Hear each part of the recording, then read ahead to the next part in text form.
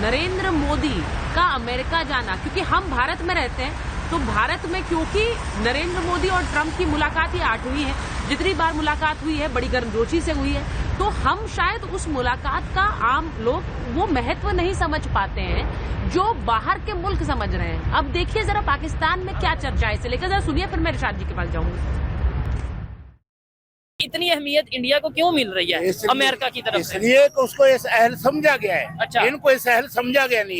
ये हमेशा भीख मांगते हैं, जब तक भीख मांगते रहेंगे पूरी दुनिया में रुसवा होते रहेंगे, जलील होते रहेंगे। अच्छा हुक्मरान चाहिए, अच्छा लीडर चाहिए जो अवाम को गाइड कर सके, अच्छी राह पर चलाए, अवाम को गाइड करे कि ऐसा नहीं ऐसा चलना है। मसाइल में उन्होंने उलझाया हुआ है, कभी बिजली का बिल, कभी सब्जी महंगी, कभी इसमें, कभी अमेरिका का, ताकि हम ना फारिग हों और ना उनकी तरफ तवज्जो दे। अवाम के दिल में है जो वो बोल तो दे, लेकिन बाद में ना आप पीछे आएंगे ना गवर्नमेंट पीछे आएगी।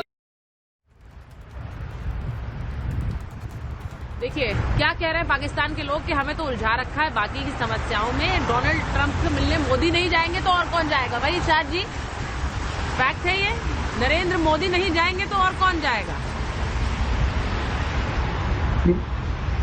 बहुत शुक्रिया। मैं बहुत देर से आप लोगों का सुन रहा था, बड़ी मीठी मीठी प्यारी प्यारी बातें, और बोरा साहब की भी। मैं सबसे पहले आपसे कहूंगा कि सोच बदलिए, बहुत जरूरत है आप लोगों को सोच बदलने की, क्योंकि मोदी जी गए, देखें हमें क्या प्रॉब्लम है कि अगर हमारे खित्ते का कोई सरबराह व्हाइट हाउस में जाकर के ट्रंप जी को मिलेगा तो अच्छा है, खुशहाली आएगी हमारे खित्ते में। लेकिन अगर सोच अच्छी के साथ आते हैं, अगर सोच हो कि जैसे अभी गोरा साहब फरमा रहे थे कि मोदी जी मिलेंगे तो कितना दुनिया खूबसूरत होगी। भाई दुनिया तो खुदावंद करीम ने बहुत खूबसूरत बनाई, इसको सजाना हम लोगों का काम है। हम किस तरह सजाते हैं? अगर मोदी जी गए हैं, अगर ये अच्छी सोच के साथ गए हैं तो खित्ते में बेहतरी आएगी।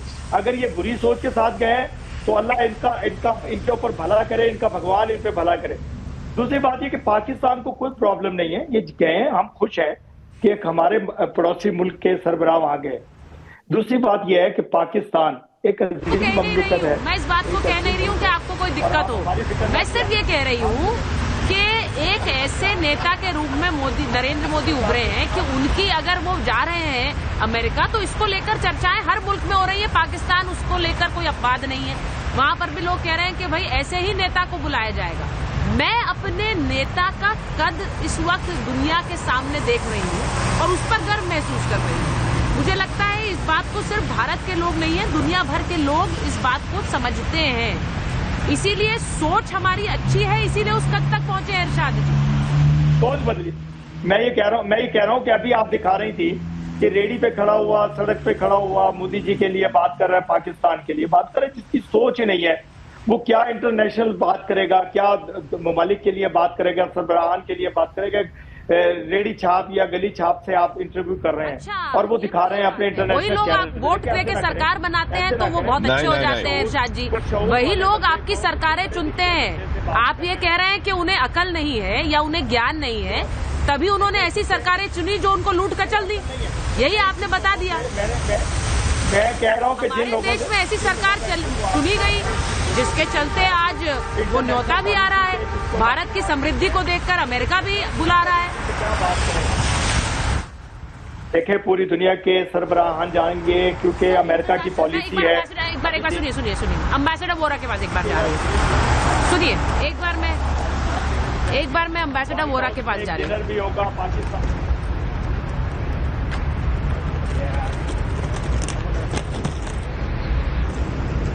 एक बार मैं अम्बेसडर वोरा के पास जाऊंगी।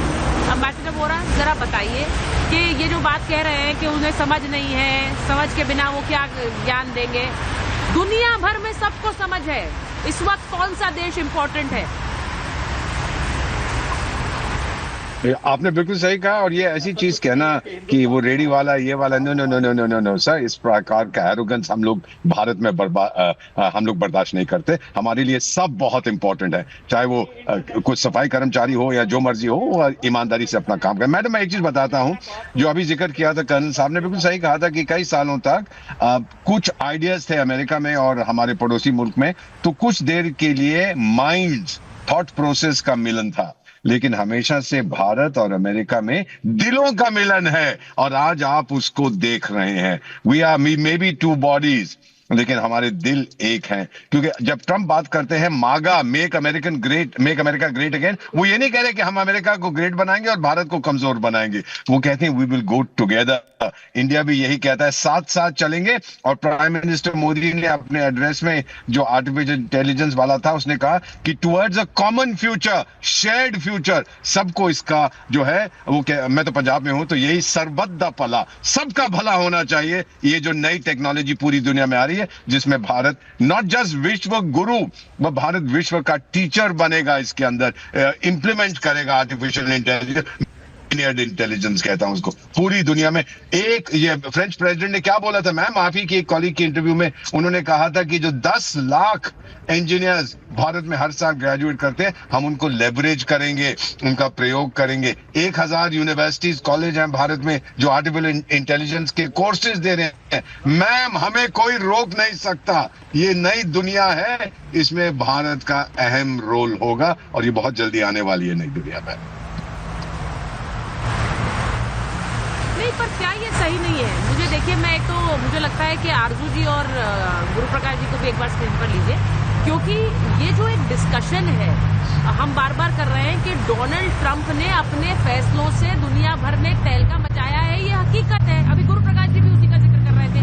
अपने पड़ोसी देशों पर भी जब वो टैरिफ का ऐलान कर रहे हैं चीन को लेकर, उन्हें पता है कि क्योंकि वो मोर्चे खोल रहे हैं अपने लिए, और उन्हें पता है कि इन मोर्चों पर उनकी अगर साझेदारी के लिए कोई इम्पोर्टेंट है तो वो भारत जैसी शक्ति है। इसलिए भी क्योंकि भारत ने अपने रिश्तों में एक इक्विलिब्रियम, या मैं कहूँ एक बैलेंस हमेशा बना के रखा है।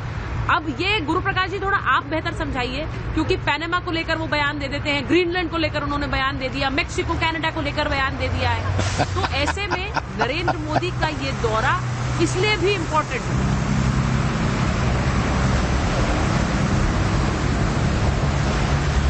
बराक ओबामा राष्ट्रपति हुए अमेरिका के, और उन्होंने बहुत अच्छे से परिभाषित किया था, एम्बेसडर साहब बैठे यहाँ पे, वो बता पाएंगे कि भारत और यूएस में एक नेचुरल अलायंस है।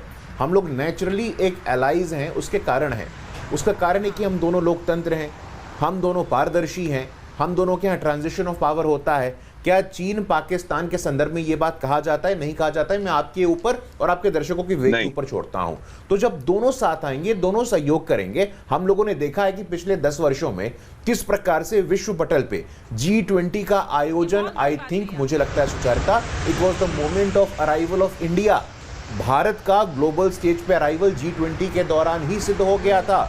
उसके पहले आप कोविड में देखिए, कोविड में वो हाइड्रोक्सी क्लोरोक्विन की बात हो, पैरासीटामोल की बात हो, मास्क की बात हो, वैक्सीनेशन की बात हो, लगातार भारत एक ऐसे विश्व मित्र के रूप में उभरा है जो